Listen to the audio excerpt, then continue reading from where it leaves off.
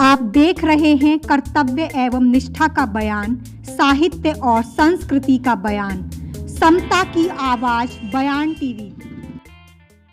नमस्कार, मैं साक्षी गौतम और आप देख रहे हैं बयान टीवी। पुस्तक समीक्षा में आपका हार्दिक स्वागत है। मैकूराम जी गांव कंभीपुर, जिला फतेहपुर, उत्तर प्रदेश में जन्मे, पर पुलिस प्रशासन की सेवा करते करते बिहार को अपनी कर्मभूमि बनाया। ये आज़ादी के पहले दौर के आईपीएस थे जिन्होंने बाबा साहेब डॉक्टर अंबेडकर को आत्मसात करके पटना के दारोगा प्रसाद रायपथ को स्थित ज्योतिराव फूले संस्थान, डॉक्टर अंबेडकर सेवा एवं शोध संस्थान तथा गौतम बुद्ध विहार आदि संस्थानों को स्थापित किया। सफाई मजदूरों को संगठित कर अपने अधिकारों के लिए संघर्षशील बनाना मैकूराम जी का स्वभाव बन गया था। जैसे जैसे दलित चेतना आगे बढ़ी, ठीक वैसे वैसे दुश्मन आरक्षण को खत्म करने के लिए नए नए तरीके खोजने लगा। मैकूराम जी ने पूंजीवाद व निजीकरण को दलित विकास में अवरोधक माना। ऐसे व्यक्तित्व के धनी की स्मृति में सम्यक प्रकाशन नई दिल्ली से पुस्तक का आना सचमुच में प्रेरणादायी है। इस ग्रंथ को तैयार करने से लेकर छपने तक का श्रेय रमेश चंद कैथल तथा इंजीनियर राजेंद्र प्रसाद को जाता है।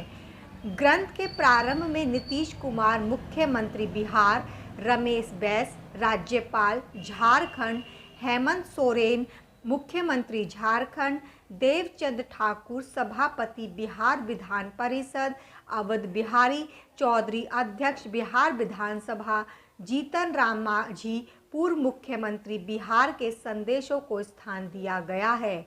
ग्रंथ में 30 समाज चिंतकों की अभिव्यक्ति है। स्मृति ग्रंथ में लेखकों ने मैकूराम जी के व्यक्तित्व एवं कृतित्व के विविध पहलुओं पर प्रकाश डाला है। 4 भाषण स्वयं मैकूराम जी के हैं जो उनके भूत की याद दिलाते हैं। ग्रंथ के अंतिम पृष्ठों में मैकूराम जी के जीवन को संक्षेप में रेखांकित किया गया है। यह रेखांकित शब्दों के अलावा चित्रों में भी है। 11 दलित तथा गैर दलित कवियों की कविताओं को इस स्मृति ग्रंथ में शामिल किया गया है, जो विषय से एकदम अलग है।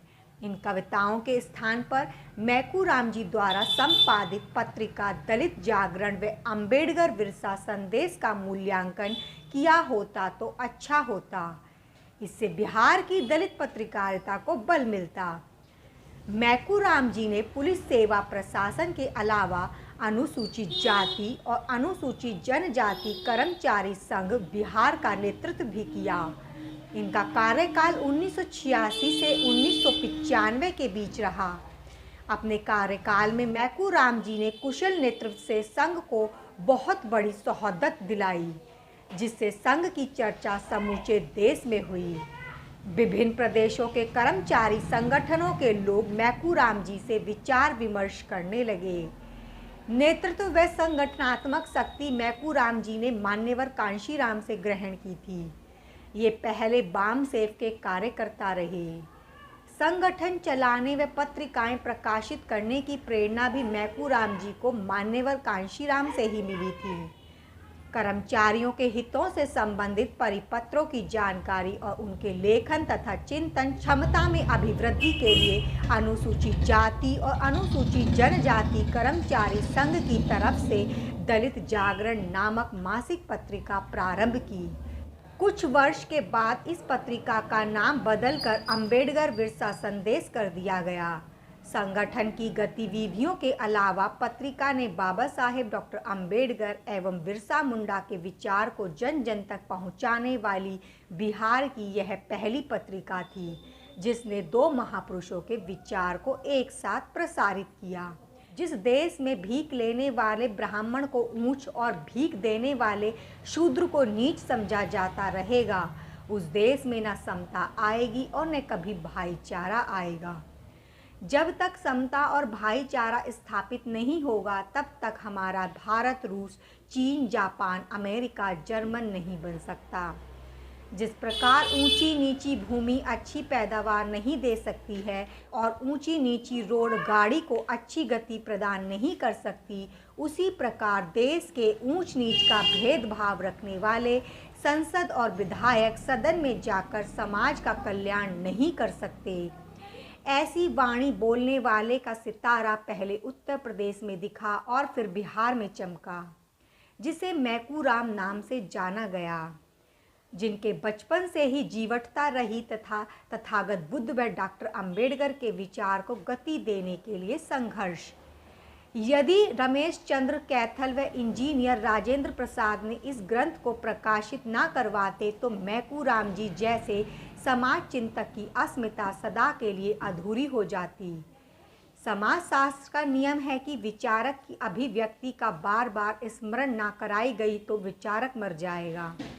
अतः जिस लगन से इस ग्रंथ को तैयार किया गया है उसी लगन से इसकी पुनरावृत्ति भी जरूरी है। इसके लिए दोनों संपादकों को बधाई। अपने हक और अधिकारों के लिए वर्ष 1978 में राम वृक्ष बैठा ने बिहार में अनुसूचित जाति एवं जनजाति कर्मचारी संघ की स्थापना की थी। बैठा के विचार को मैकूराम जी ने बड़ी ही शिद्दत के साथ आगे बढ़ाया था। यह वह समय था जब मान्यवर कांशीराम ने बामसेफ को जन्म दिया था। इसके बाद मान्यवर ने बाबा साहेब डॉक्टर अंबेडकर के विचार को जन जन तक पहुंचाने के लिए अंबेडकर मेले की शुरुआत हिंदी तथा गैर हिंदी क्षेत्रों में की थी। मुजफ्फरपुर जिला मुख्यालय में वर्ष 1991 में एक विशाल अंबेडकर मेले का आयोजन किया गया, जिसके उद्घाटनकर्ता के रूप में मैकूराम जी ही थे। अर्जक संघ बिहार के अध्यक्ष अरुण कुमार गुप्त लिखते हैं, अंबेडकर मेले में पाखंड मिटाओ प्रदर्शनी के साथ ही जाति तोड़ो समाज जोड़ो, देवी देवता और छुआछूत के भ्रामक जालों को मिटाने के लिए वैज्ञानिक जादू का भी कार्यक्रम चलाया गया, जिसमें जादू टोनों का पर्दाफाश किया गया था। वरिष्ठ लेखक एवं पत्रकार मोहनदास नेमिशराय के आलेख से पाठकों और शोधार्थियों को भली भांति जानकारी मिलेगी कि पुलिस विभाग उच्च पद पर रहते हुए भी मैकूराम दलित साहित्य पर पत्रकारिता में कितनी रुचि लेते थे। 80 के दशक में जब नेमिशराय जी ने नवभारत टाइम्स और जनसत्ता के लिए लिखते थे, तब पटना और दिल्ली में मुलाकात होती थी। वर्ष 1882 में मुस्लिम छात्रों के लिए बनाए गए प्रिंस हमीदुल्ला खां मुस्लिम छात्रावास में रहने के लिए मैकूराम जी वहां के छात्रावास अधीक्षक प्रोफेसर रफत अली कुरैशी के पास जाते हैं, पर उसे यह कहकर मना कर दिया जाता है कि इसमें एक हिंदू को कैसे जगह मिल सकती है। छात्र मैकूराम उनकी अस्वीकृति में भी अपनी हिम्मत नहीं हारता और तुरंत जवाब देता है कि हिंदू मुझे हिंदू नहीं मानते और मुसलमान मुझे हिंदू समझता है। आखिर मैं अब कहाँ और किसके पास जाऊँ? यह हालत सिर्फ मैकूराम जी के सामने पैदा नहीं हुए, बल्कि बाबा साहब डॉक्टर अंबेडकर से लेकर अनगिनत दलित छात्रों के सामने भी पैदा हुए। जर्नल ऑफ सोशल रियलिटी के संपादक डॉक्टर अयूब राइन लिखते हैं कि लोकतंत्र पर हमला राजनीतिक जातिवाद से होता है, धार्मिक और सांप्रदायिक उन्माद से होता है, संविधान के प्रति अप्रतिबद्ध अफसरशाही तंत्र से होता है, गुंडा तंत्र से होता है, धनतंत्र से होता है। इसके साथ ही उस लोकतंत्र पर हमला मीडिया हाउसों से, समाचार पत्रों से होता है। वे एक तरफा और नमक मिर्च लगाकर समाचार परोसते हैं। निर्वाचन आयोग और वक्त पड़ने पर न्यायालय भी समय समय पर इसमें अपना योगदान देते रहते हैं। लोकतंत्र का मतलब सिर्फ वोट तक ही सीमित नहीं, बल्कि सम्मानपूर्वक जीवन जीने व अपनी अभिव्यक्ति को प्रस्तुत करने से भी है।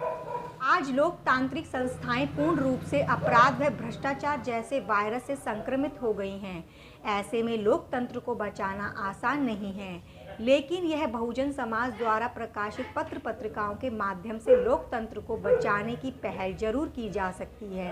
अपने पिता को याद करती हुई अर्चना रूपवते मैकूराम स्मृति ग्रंथ में लिखती हैं कि पिताजी पूरे परिवार को वर्ष में 2 बार अपने पैतृक गांव अवश्य लेकर जाते थे। इस तरह हमारा अपनी मिट्टी से जुड़ाव और लगाव आज तक बना हुआ है। पापा मम्मी ने हमेशा हमें धरातल से जुड़े रहने, घमंड से दूर कर्मठ जीवन जीने को प्रेरित किया। आजकल तो आम आदमी से लेकर खास आदमी तक अपने पैतृक स्थान की तो बात ही छोड़िए, अपने सगे संबंधियों तक को भूल जाते हैं। ऐसे बहुत कम माँ बाप होंगे जो मैकूराम बनने की कोशिश करेंगे। बिहार के जाने माने बौद्ध उपासक श्रीनाथ सिंह बौद्ध अपने लेख की शुरुआत करते हुए लिखते हैं कि आज़ादी के बाद बिहार में भारतीय प्रशासनिक सेवा और भारतीय पुलिस सेवा में बहुजन समाज के सैकड़ों लोग पद अधिकारी रह चुके हैं। यह बाबा साहब की संवैधानिक व्यवस्था की देन है। लेकिन लोग बाबा साहब के प्रति शब्दों से तो अपनी कृतज्ञता व्यक्त करते हैं, पर अपने कर्मों से कृतज्ञता व्यक्त करने वाले लोग बिरले ही होते हैं। सामाजिक कार्यक्रमों में लंबे चौड़े जोशीले भाषण हर कोई दे देता है, किंतु उनमें गिने चुने लोगों की कथनी करनी में सामंजस्य देखने को मिलता है। उन्हीं गिने चुने लोगों में मैकूराम जी भी एक हैं। तथागत बुद्ध व डॉक्टर अंबेडकर के विचार को फैलाने के लिए मैकूराम जी ने 6 दिसंबर 1993 में पटना के गांधी मैदान को कई हजारों स्त्री पुरुष एवं युवाओं से भर दिया था। जो नज़ारा लोगों ने महसूस किया वह एक विचारक के चिंतन का परिणाम था। विचार व्यक्ति के व्यक्तित्व का दर्पण होता है। किसी व्यक्ति के विचार उसके स्वभाव, प्रतिभा एवं व्यक्तित्व के घोतक होते हैं। जो व्यक्ति विषम परिस्थितियों में पला बड़ा है, जिसने बचपन से लेकर जवानी तक अपने को विकसित होने, शिक्षित होने एवं आर्थिक सामाजिक लक्ष्य को प्राप्त करने के प्रयत्नों से संघर्ष को झेला हो, उसके विचारों में उग्रता, दृढ़ता और आत्मविश्वास की भावना मिलनी स्वाभाविक है। ऐसे व्यक्तित्व की अस्मिता सम्यक प्रकाशन से प्रसारित होना निश्चित ही सुखद स्थिति की अनुभूति की याद दिलाती है। इतना ही नहीं, बल्कि सुंदर क्लेवर व छपाई के साथ पाठकों के हाथों में पहुंचनी प्रारंभ हो गई है। हालांकि 232 पृष्ठ के इस स्मृति ग्रंथ का मूल्य 500 रुपये अधिक है, पर समाज परिवर्तन का जिन लोगों ने बीड़ा उठा रखा है, ऐसे लोग इसे जरूर खरीद कर पढ़ेंगे। फिर भी किफ़ायती मूल्य पर अगर पेपरबैक भी प्रकाशित किया जाता तो अच्छा रहता। धन्यवाद। साथियों, आपको ये पुस्तक समीक्षा हमारी कैसी लगी, हमें नीचे दिए गए कमेंट्स बॉक्स में लिखकर ज़रूर बताएं। मिलते हैं नई पुस्तक समीक्षा के साथ, तब तक